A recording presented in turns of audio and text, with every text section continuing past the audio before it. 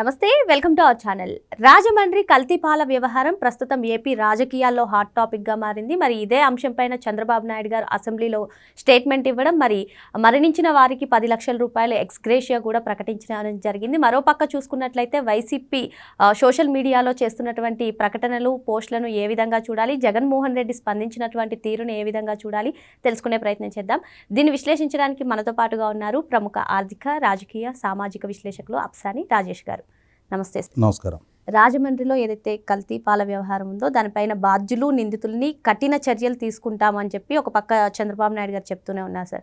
మరోపక్క ఇన్నాళ్ళు నీ పాలనలో కల్తీ మద్యం చూసాం, ఇప్పుడు కల్తీ పాల అంటూ వైసీపీ అధికారిక హ్యాండిల్లో వస్తున్నటువంటి పోస్టులను ఏ విధంగా చూడాలంటారు? అదేవిధంగా జగన్మోహన్ రెడ్డి గారు స్పందించినటువంటి తీరుని ఎలా చూడాలంటారు? రాజమండ్రిలో గణేశ్వరరావు అనే ఒక పాల వ్యాపారి, ఇప్పుడు మనకు తెలిసి బ్రాండెడ్ డైరీస్ ఉంటాయి. ఆ బ్రాండెడ్ డైరీస్ వాళ్ళు వాళ్ళ మిల్క్ ప్యాకెట్స్ డిస్ట్రిబ్యూట్ చేస్తూ ఉంటారు. అలా కాకుండా విలేజెస్లో రైతుల దగ్గర పాలు కొనుగోలు చేసి టౌన్స్కు తీసుకొచ్చి ఇళ్ళ దగ్గర పాలు పోసే వ్యాపారస్తులు ఉంటారు. అది వాళ్ళ జీవన భృతి. మనం ఏ టౌన్ చూసుకున్నా, అంటే చుట్టుపక్కల సమీపంగా ఉన్న గ్రామాల నుంచి ఉదయాన్నే 2 వీలర్స్ మీద క్యాన్లు పెట్టుకొని టౌన్స్కి వచ్చి వాళ్ళ ఖాతాదారుల ఇళ్లలో ఆ పాలు వాళ్ళకి, అంటే కొంతమంది ½ లీటర్ పోయించుకుంటారు, కొంతమంది లీటర్ పోయించుకుంటారు. అలా వాళ్ళకి ఉన్న వాడిక ప్రకారం ఆ పాలు పోసి వెనక్కి వెళ్ళిపోతూ ఉంటారు. అలాగే గణేశ్వరరావు అనే అతను కూడా సుదీర్ఘకాలం నుంచి ఈ వ్యాపారంలో ఉన్నాడు. మరి సడన్గా ఇప్పుడు ఒక నమ్మకంతో అతను గ్రామీణ ప్రాంతం నుంచి రైతుల నుంచి పాలు ప్రొక్యూర్ చేసుకొని తీసుకొచ్చి ఇళ్ళకి సప్లై చేస్తున్నాడు. కాబట్టి అతని దగ్గర ఖాతాదారులు ఎప్పటి నుంచో కొనుక్కుంటూ ఉన్నారు. అటువంటి వ్యక్తి ఆల్ ఆఫ్ సడన్ అతను సప్లై చేసిన పాలు కంటామినేట్ అయినాయి, కల్తీ పాలు అతను సప్లై చేశాడు. ఆ పాలు సేవించిన చాలామంది ఆ ఖాతాదారులు అనారోగ్య సమస్యలు ఎదుర్కొంటూ ఉన్నారు. అందులో 4 దాదాపుగా ఏంటంటే ఆ పాల ప్రభావంతో వాళ్ళకి కిడ్నీ ఫంక్షనింగ్ దెబ్బతింది సడన్గా.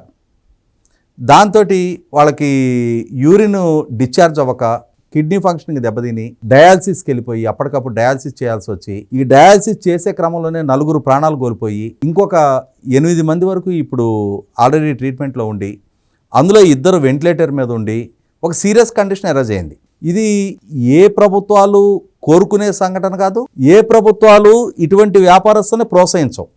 అయితే ఇక్కడ గమనించుకోవాల్సింది ఏంటంటే, ఒక సంఘటన జరిగినప్పుడు ఏ ప్రభుత్వం ఎలా స్పందించింది అనేది ముఖ్యం.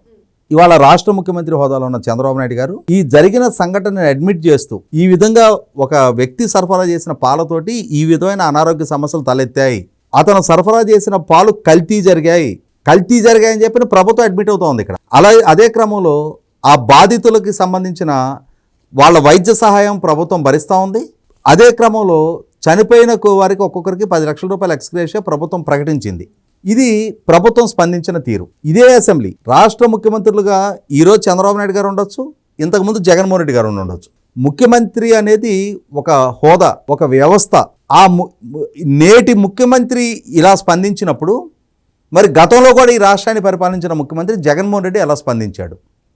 ఇదే అసెంబ్లీలో ఇంకొక సంఘటన జరిగిన రోజు ఆయన ఏ విధమైన అభిప్రాయం వ్యక్తం చేశాడు అనేది కూడా చూద్దాం.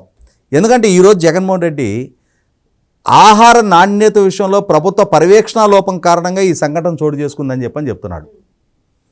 మనకున్న అవగాహన మేరకు మనందరం గ్రామీణ ప్రాంతాల నుంచే వచ్చాం. గ్రామాల్లో ఒక రైతింటి దగ్గర పాలు తెచ్చుకునే విషయంలో అక్కడ ఏ ప్రభుత్వ విభాగాలు వచ్చి ఇది బెస్ట్ క్వాలిటీ పాలా కాదని చెప్పని ఎవరు పరీక్షించరు. ఆ పరీక్షలని బేస్ చేసుకొని ఈ అమ్మకాలు కొనుగోలు జరగవు. అలాగే ఆ రైతుల దగ్గర నుంచి, ఆ పాడి రైతుల దగ్గర నుంచి పాలు ప్రొక్యూర్ చేసుకొని సమీపంలో ఉన్న పట్టణాలకు తీసుకెళ్ళి అమ్ముకునే వ్యాపారస్తులకు సంబంధించిన పాల నాణ్యత కూడా ఎవరు పర్యవేక్షించరు. ఇవన్నీ దశాబ్దాల తరబడి ఒక నమ్మకం మీద జరిగిపోతూ ఉన్నాయి.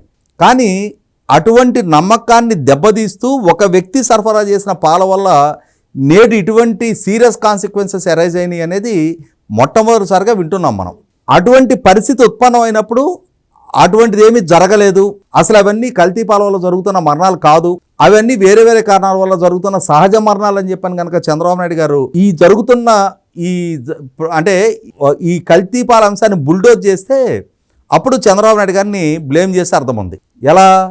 ఒకనాడు ఇదే జగన్మోహన్ రెడ్డి రాష్ట్ర ముఖ్యమంత్రిగా కొనసాగిన రోజుల్లో జంగారెడ్డిగూడెంలో 26 మంది సామాన్యులు కల్తీ సారాకి ప్రాణాలు కోల్పోయారు. అలా ప్రాణాలు కోల్పోయిన అంశం ఆ కుటుంబ సభ్యులు మా కుటుంబ సభ్యులు సారా తాగటం వల్ల నాడు సారా సేవించడం వల్ల ఈ మరణాలు సంభవించినాయని చెప్పని చెప్తా ఉన్నారు. కానీ జగన్మోహన్ రెడ్డి గారు 26 మరణాల్లో ఒక్కదాన్ని కూడా అడ్మిట్ కాకుండా అసెంబ్లీ వేదికగా అవన్నీ సహజ మరణాలు, అసలు రాష్ట్రంలో కల్తీ సారా నాటు సారా అనేది తయారీ లేదు, సరఫరా లేదు. ఒక పక్క ఎక్సైజ్ డిపార్ట్మెంటు వాళ్ళ మంత్లీ రిపోర్ట్స్లో ఈ నెల ఇన్ని లక్షల లీటర్ల బెల్లం ఓటం ధ్వంసం చేశాం, ఇంతమంది మీద నకిలీ నాటు సారా తయారు చేస్తున్నందుకు కేసులు నమోదు చేస్తున్నామని చెప్పనేమో వాళ్ళ రికార్డ్స్లో మెన్షన్ చేస్తూ ఉన్నారు. కానీ జగన్మోహన్ రెడ్డి గారు మాత్రం నిండు అసెంబ్లీ వేదికగా అసలు రాష్ట్రంలో నాటు సారా మరణాలే చోటు చేసుకోలేదని చెప్పని నిండు అసెంబ్లీని తప్పుదో పట్టించారు. తప్పుడు సమాచారాన్ని అసెంబ్లీకి ఇచ్చారు ఆయన. అసెంబ్లీకి తప్పుడు సమాచారం ఇవ్వటం అంటే రాష్ట్రానికి కూడా తప్పుడు సమాచారం ఇవ్వటమే. రాష్ట్రంలో ఏదైనా ఒక సంఘటన చోటు చేసుకున్నప్పుడు రాష్ట్ర ముఖ్యమంత్రిగా ఉన్న జగన్మోహన్ రెడ్డి గారు, లేదు నాడు ఎక్సైజ్ మినిస్టర్గా ఉన్న నారాయణస్వామి గారు, వారు నాడు సారా కాసి వాళ్ళు అమ్మారని చెప్పని ఎవరు ఆరోపణ చేయటంలా. కానీ వారి పాలనా హయాంలో ఎవరో కొందరు వ్యక్తులు ఈ నాడు సారా తయారు చేసి ఆ నాడు సారా ద్వారా 26 మంది ప్రాణాలు పోవటానికి కారకులు అయ్యారు అనుకున్నప్పుడు ఆ సంఘటనే నువ్వు అడ్మిట్ కాకుంటే మరి దాని మీద విచారణ ఏం జరిపిస్తావు? ఆ బాధ్యులు ఎవరైతే ఉన్నారో వాళ్ళని ఏ విధంగా శిక్షిస్తావు? నీ బాధ్యులను చేయనప్పుడు, వాళ్ళని శిక్షార్హులు చేయనప్పుడు వాళ్ళు యథావిధిగా ఇదే నేరాన్ని కొనసాగిస్తారు కదా. దాని పర్యవసానం ఇంకా చాలామంది ప్రాణాలు పోవడానికి ఆస్కారం కలుగుతుంది కదా. ఒక సంఘటన ఒక తప్పు జరిగినప్పుడు పాలకులుగా ఉన్నవాళ్ళు స్టేట్స్మెన్షిప్ ప్రదర్శించాలి, నోబుల్నెస్ ప్రదర్శించాలి. ఆ జరిగిన సంఘటన అడ్మిట్ అయితే అటువంటి సంఘటన మరొకసారి పునరావృతం కాకుండా ప్రభుత్వ పరంగా దిద్దుబాటు చర్యలు తీసుకోవడానికి ఆస్కారం ఉంటుంది, పర్యవేక్షణ కట్టుదిట్టం చేసుకోవడానికి ఆస్కారం ఉంటుంది.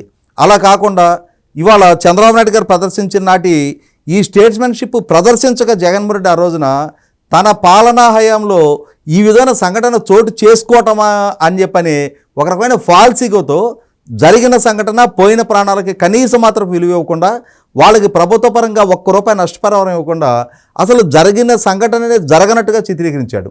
ఇవాళ చంద్రబాబు నాయుడు గారు ఆయన పాలనా హయాంలో జరిగిన సంఘటన అడ్మిట్ అవుతూ ఉన్నాడు. భవిష్యత్తులో ఇటువంటి సంఘటనలు మరొకసారి రిపీట్ కాకుండా జాగ్రత్త తీసుకోవడానికి ప్రభుత్వం సన్నద్ధంగా ఉందని చెప్తా ఉన్నారు.